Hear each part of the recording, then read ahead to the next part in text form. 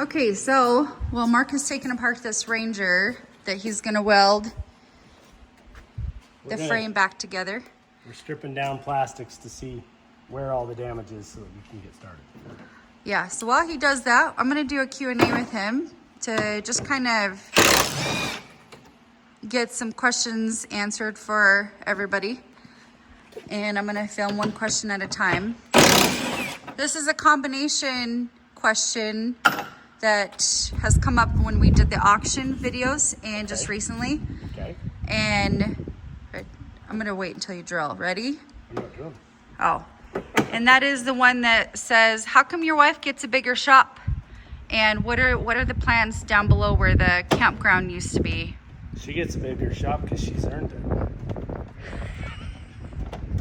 it. So the bigger shop goes down there because that's the size that we put the footings in for that building space down there. A couple of years ago we did that, and we had intended on trying to custom build a wintering barn for the animals. And we've decided that for what our processes are, it will be a lot easier to have the wintering barn up here where we already winter the animals. And the nursery has been a huge addition to the farm this year. You know, we started that, kicked that off to try to give, combination, but really to try to give Logan a meaningful career for adulthood and moving on into life. And we grow plenty, and so there's benefit also for us to be able to start our own starts, grow them, put them out in the ground, have the nursery to kind of help supplement getting those up and going, getting all the structure in place.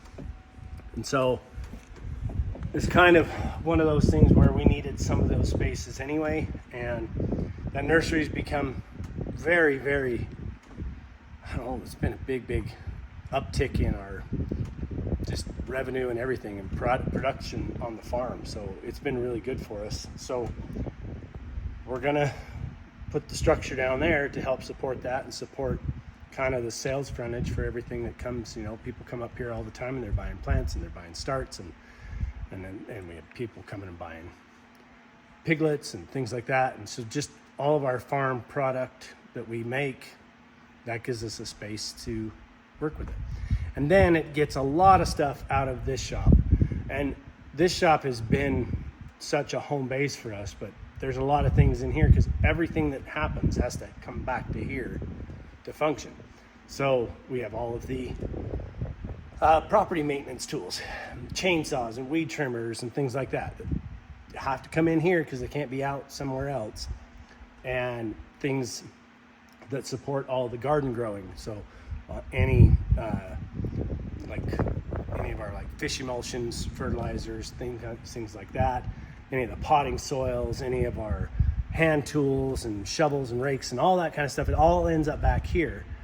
And then you're also got a mechanic shop, and then you got a weld shop in here, and then you're doing wood projects in here, and then you got food storage and food processing in here. And so you have so many things all happening in one space, and this shop is only as big as it is. So sure, it'd be nice to do like 100 by 200 shop and have it all divided out and have everything in the same one building, but we don't have flat ground enough to do that. So we're gonna put it down there. Yeah. A lot of that's gonna transfer. A lot of the the flower, the nursery, the property things, all that stuff will move down there and gets it out of here. The seed room will go starting down there. Will go down there instead our of here. storefront will go down there for our nursery every year. So look nice, it'll be more professional. And then any farmer's market preparation will go down there. Yeah. And so all the things that we flexed into with the nursery this year will function out of there. And a lot of our supporting things here for the property and stuff will go there.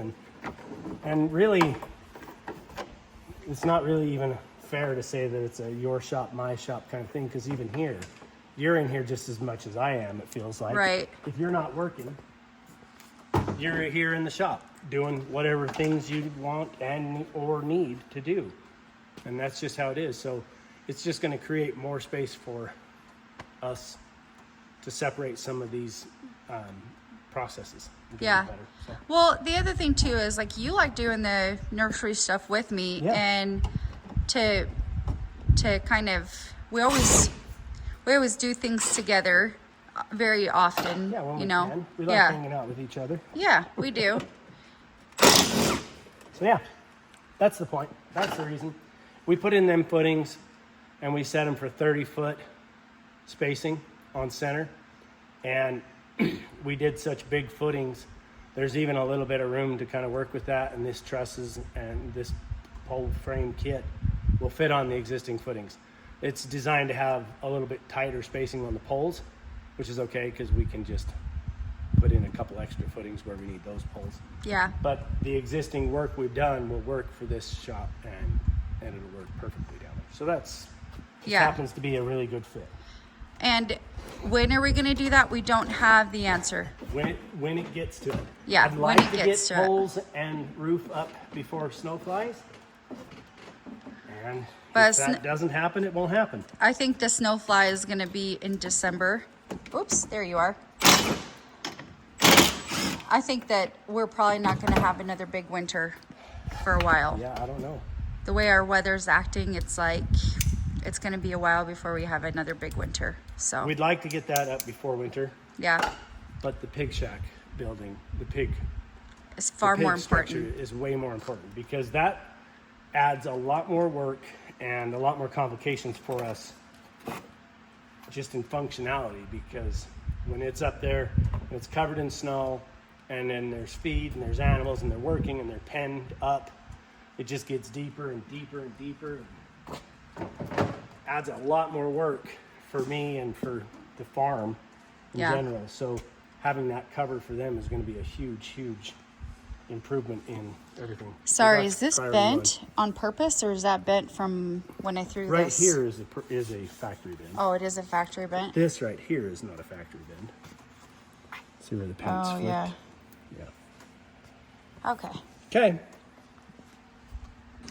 Okay, the next question is, because the hay season is over, Okay. I'm just going to do a combination of questions. Okay. Give it to me. So one is, do we need another hay barn? Or somebody said you should just build a hay barn. Okay. That's one question. And then the two is, do we have a hay trailer Okay.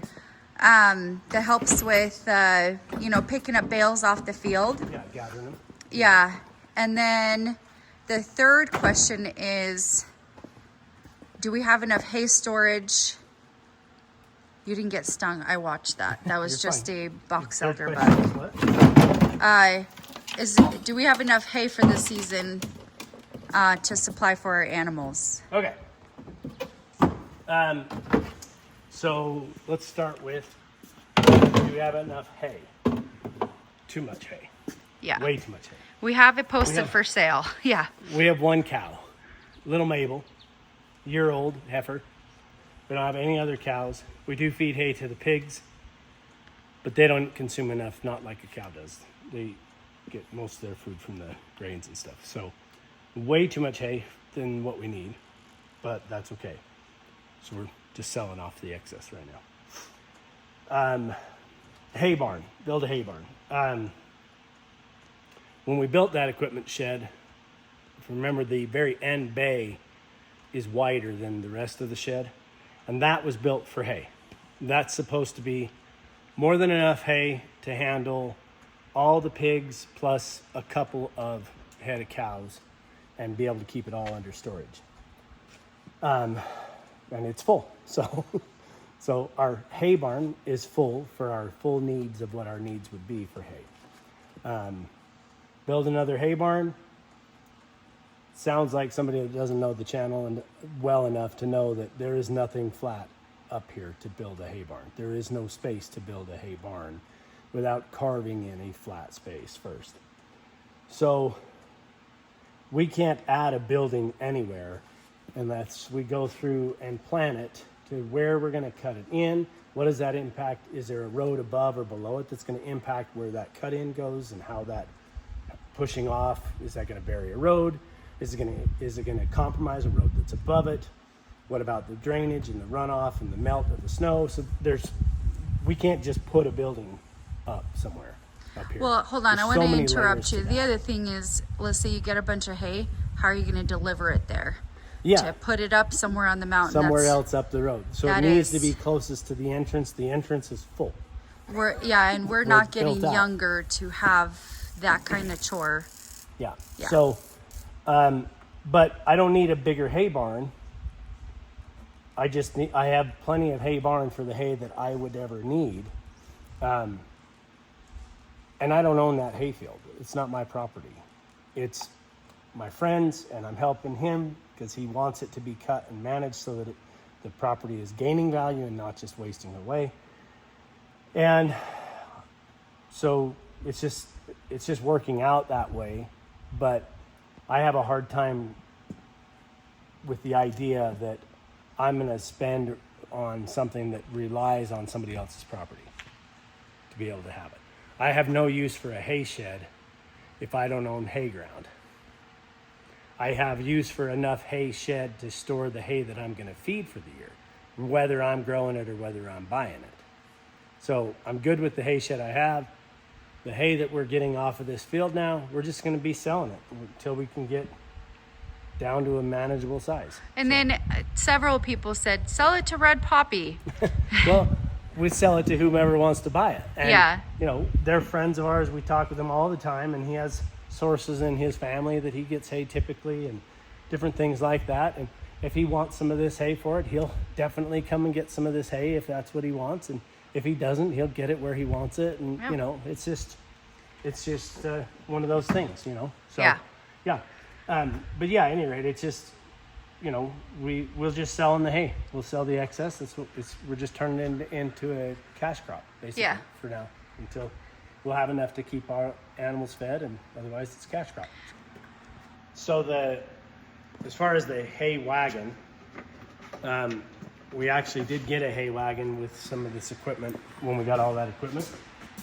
So there is a bale wagon, the hay bale wagon that goes and picks up. There's a couple problems with that for me. One, I did a brief check on that bale wagon, and it does function, but I don't know about how much functionality and how much functions, right? I'm sure it's going to need some work. I know it's going to need some time to get things working correctly. I'm sure there's things that work and maybe things that are finicky and maybe things that don't quite work. So there's that part of it. The other part is that bale wagon alone weighs more than my tractor. And this ground is too steep. It's so steep that even dragging the baler behind my tractor, there's more than one occasion where the baler will actually push my tractor and I'll be pushing sideways or sliding a little bit because of the weight of the baler behind it. So, and there's nothing I can do to add more weight to the tractor. So it's not about that. The tractor's loaded with beet pulp in every tire, and big heavy disc wheel weights, and everything. It's as heavy as you could damn near make that thing. But it's just a little tractor. I don't have enough tractor for that size of a bale wagon, especially getting it loaded. Now, I could go down the flat with it. If it was loaded up, I could use that tractor. It would have enough torque to be able to drive up the road with it and deliver it and that kind of thing. But pulling up and down those hills and not have the bale wagon push the tractor off, or not being able to make it up the hill because there's not enough weight on the tractor to keep traction to pull all that weight up the hill, it's just not going to work. I need a tractor that weighs 3 times as much to be able to manage the weight of the baler. It's just like with any towing. You can get it down the road in the flat, a 3,000 pound vehicle pulling 20,000 pound loaded, but you're not going to stop it. You're not going to control it. You're not going to get up and down the hills. It's that problem. So the bale wagon isn't feasible unless I have a tractor upgrade. And the tractor upgrade isn't feasible yet because Yeah. there's too much money.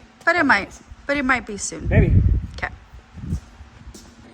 Okay, as Mark is still taking apart the Polaris, I wanted to let you guys know that I do quite a bit of updates on Instagram and Facebook because it's so easy to post. Yeah, so anything we didn't answer in questions today that we try to get them on the comments too, but you know, we're busy. So we don't always have time for it. So that's where we do that. You put it on Facebook, you put it on Instagram, you post there a lot. Yeah. Because it's an easy, like, quick little something you can put out and send something. So Yes. They follow us there, they can find questions answered. Yeah, Or they'll just see the update of something that we posted and be able to infer the answer. Yeah. Just directly. So Yep, there's exactly. A lot of opportunities for some of the And- things we may not have answered. Yeah, and those who are interested in the greenhouse stuff and like the flowers in the farmer's market, I post on that quite a bit so you guys can see the back end of what's for sale and how beautiful everything is turning out, right? Like this last week's arrangements were, I think, just absolutely stunning. So anyway, hopefully everybody's having a good week, staying cool, and we'll see you guys later.